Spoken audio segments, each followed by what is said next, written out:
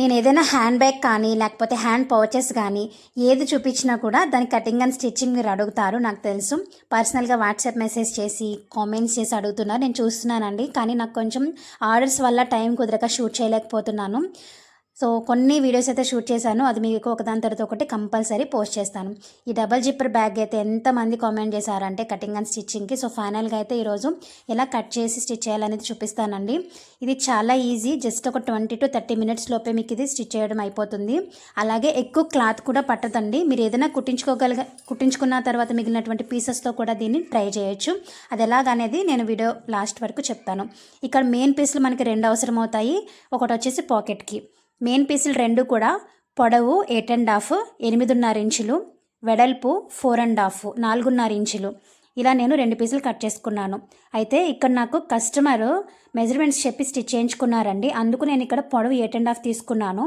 కానీ ఏ మొబైల్ అయినా సరే ఈజీగా ఫిట్ అవ్వాలంటే కనుక పొడవు మీరు 9 inches తీసుకోండి. అలాగే ఇది పాకెట్ కోసం తీసుకున్న పీసు పొడవు 7 inches, వెడల్పు 4.5, 4.5 ఇంచులు. ఇది ఇలాగే ఉంచేయండి. మెయిన్ పీస్ మాత్రమే పొడవు ఒక 1/2 inch పెంచుకుంటే సరిపోతుంది. ఇదే విధంగా నాన్ ఓవెన్ కట్ చేసుకున్నానండి. ఫామ్ షీట్ అవసరం లేదు. మూడిటికి సరిపడా నాన్ ఓవెన్ కట్ చేసుకుని చుట్టూ స్టిచ్ చేసుకొని పక్కన పెట్టుకోండి. ఇప్పుడు మనం మెయిన్ పీస్ తీసుకున్నాం కదా, సేమ్ మెజర్మెంట్లో 4 అస్తర్ పీసెస్ తీసుకోవాలి. 4 తీసుకోవాలండి. మీ దగ్గర అస్తర్ లేకపోతే ఇంట్లో ఏదైనా లైనింగ్ పీస్ ఉన్నా కూడా వాడుకోవచ్చు. ఇప్పుడు మెయిన్ పీస్ అలాగే పాకెట్ కోసం కుట్టుకున్నాం కదా, అది తీసుకొని ఫస్ట్ అయితే దాన్ని జాయిన్ చేసేద్దాము.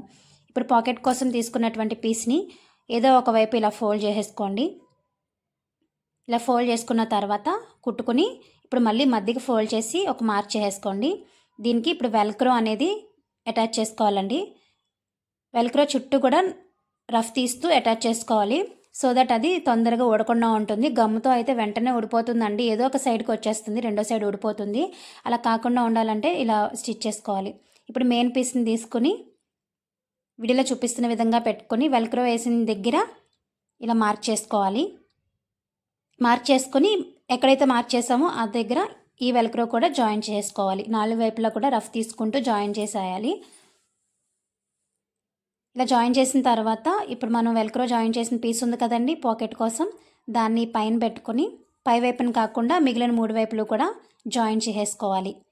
అయితే మీరు ఇంట్లో వరకు కుట్టుకుందాము అనుకుంటే కనుక మీ దగ్గర నాన్ ఓవెన్ లేకపోతే షాపింగ్ బ్యాగ్స్ని యూస్ చేసుకోవచ్చండి. క్లాత్ ఎవరి దగ్గరైనా ఉంటుంది కాబట్టి ప్రాబ్లం లేదు. లేదండి ఇంట్లో కోసమైనా సరే మేము కొంచెం ప్రొఫెషనల్గా కుట్టుకోవాలనుకుంటే కనుక మన దగ్గర 299 కిట్ అవైలబుల్ ఉంది, తీసుకోవచ్చు. స్క్రీన్ మీద ఉన్నటువంటి వాట్సాప్ నెంబర్కి మెసేజ్ పెట్టి. ఇప్పుడు సేమ్ జిప్ తీసుకున్నాను. ఈ జిప్ని వీడియోలో చూపిస్తున్న విధంగా ఇలా రివర్స్లో పెట్టి ఒక స్టిచ్ వేసుకోండి.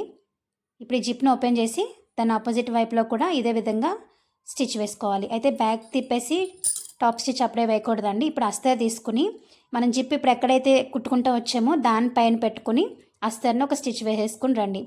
అస్తరు జిప్పు 2 ఒకేసారి కూడా జాయిన్ చేయొచ్చు, కానీ మీకు అర్థం అవడం కోసం నేను ఇక్కడ 2 సార్లు జాయిన్ చేస్తున్నాను. ఒకవైపు ఇలా అస్తర్ జాయిన్ చేస్తాం కదా, ఇప్పుడు బ్యాక్ సైడ్ తిప్పి టాప్ స్టిచ్ వేసుకోవాలి. అలాగే రెండో వైపు కూడా అంతేనండి.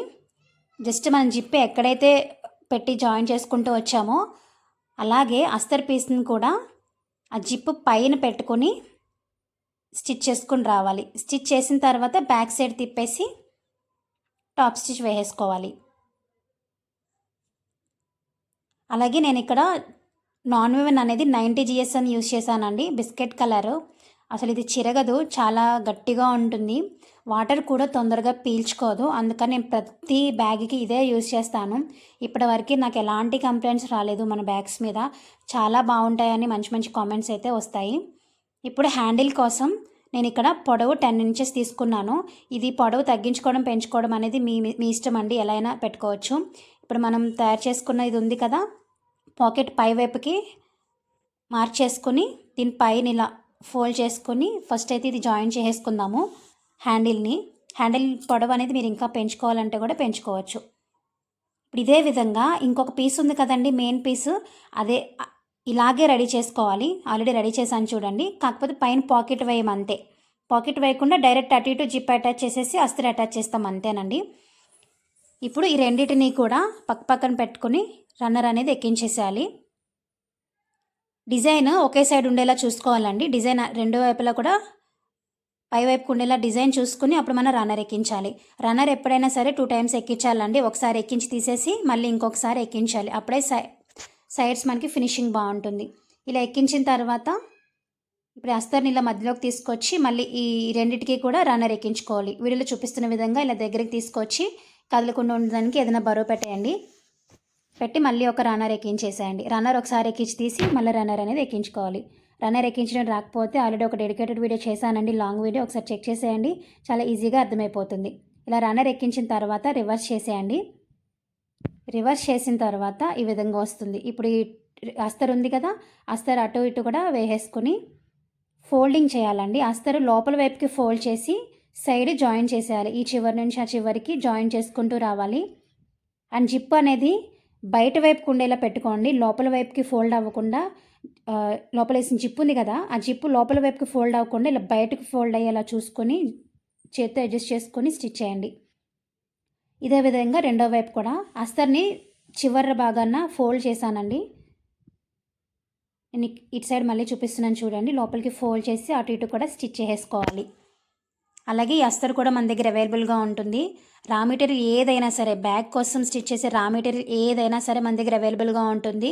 సింపుల్ అండి. స్క్రీన్ మీద ఉన్నటువంటి నెంబర్కి జస్ట్ మీరు మెసేజ్, లైక్ మీ ఫ్రెండ్స్ ఫ్యామిలీకి మెసేజ్ ఎలా పెడతారో అలాగే హాయ్ అన్నో లేకపోతే రా మెటీరియల్ కావాలని మెసేజ్ చేయండి.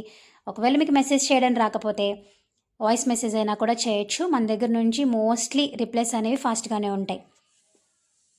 సో అటు ఇటు స్టిచ్ చేసిన తర్వాత ఏదో ఒక వైపు ఇలా లోపలికి అస్తర్ని ఫోల్డ్ చేసుకుంటూ ఏదో ఒక వైపు కంప్లీట్గా ఇలా స్టిచ్ చేసేయండి. ఆ చివరి నుంచి చివరికి మొత్తం స్టిచ్ చేసేయండి. ఒకవైపు వదిలేయండి. ఆ వదిలేసిన చోట నుంచి మనం రివర్స్ చేసుకోవచ్చు. ఒకవైపు అయితే స్టిచ్ చేసేసానండి. ఇంకో వైపు నుంచి నేను వీడియోలో చూపిస్తున్న విధంగా రివర్స్ చేసేయండి. రివర్స్ చేసేటప్పుడు జిప్ లోపల క్లోజ్ ఉంటాయి కదా, సో హ్యాండ్ తోటి జిప్ అనేది ఓపెన్ చేసేసి అటు ఇటు కూడా రివర్స్ చేయడమే. అంతేనండి. చాలా అంటే చాలా ఈజీగా మీరు ఫస్ట్ టైం స్టిచ్ చేస్తే 30 మినిట్స్ పడుతుంది, లేదంటే 20 మినిట్స్లోనే ఈ పౌచ్ అనేది రెడీ అయిపోతుందండి. రెండు వైపులా కూడా మనకి ఇలా పాకెట్ వస్తుంది. ఒకవైపు ఏమో మొబైల్ పెట్టుకోవచ్చు, ఇంకో వైపు ఏమో మనం అమౌంట్ పెట్టుకోవచ్చు. అండ్ పై జిప్లో ఏమైనా కార్డ్స్ లాంటివి పెట్టుకోవచ్చు. చాలా స్పేషియస్గా ఉంటుంది. మళ్ళీ చెప్తున్నాను, పొడవు 8.5 తీసాను కదా, మీరు 9 ఇంచెస్ తీసుకుంటే మొబైల్ ఈజీగా పడుతుంది.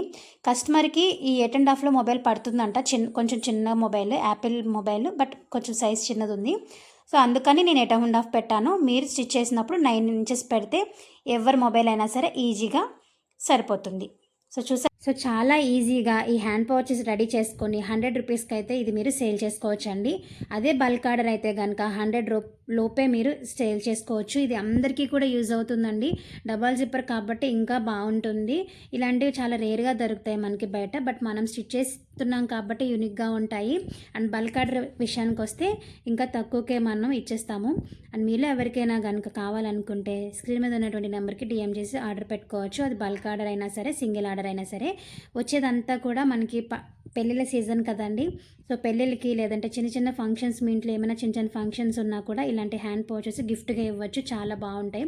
మనం ఏదైనా రిటర్న్ గిఫ్ట్ ఇచ్చామంటే అది కంపల్సరీ వాళ్ళకి యూజ్ అయ్యేలాగా ఉండాలి. మనం అమౌంట్ ఎంత పెట్టాము అనేది కంటే కూడా అసలు వాళ్ళకి ఎంత యూజ్ అవుతుంది అనేది చాలా ఇంపార్టెంట్ కదా. సో అది